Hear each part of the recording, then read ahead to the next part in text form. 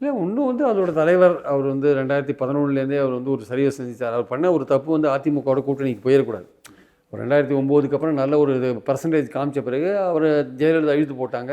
சரி அப்படியே கூட்டணிக்கு போயிருந்தா கூட அந்த அவ்வளோ சீக்கிரம் வந்து ஜெயலலிதாவோட மோதிருக்கக்கூடாது. அது மோதினது அவரோட கட்சி பிளவுபட்டு போச்சு. அதுலேருந்து அவருக்கு ஒரு சரிவு ஆரம்பிச்சது.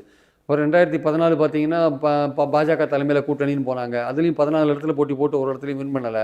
அதுக்கப்புறம் 2016 விஜயகாந்த் முதல்வர்னு சொல்லிட்டு வைகோ அங்கேருந்து விஜயகாந்த் தள்ளின்னு போயிட்டார். விஜயகாந்த் அப்போ திமுக அணியில் இருந்தார்னா திமுக ஆட்சிக்கு வந்திருக்கும். 1.5% ஓட்டில் தான் திமுக தோத்துது ஆக்சுவலாக. விஜயகாந்த் மறுநாள் வருவார்னு கருணாநிதி கனியின் மடியில் விழப்போகிறதெல்லாம் காத்திருந்தார். கடைசியில் கனி மடியில் விழ வேற எங்கேயோ போய் விழுந்துடுச்சு.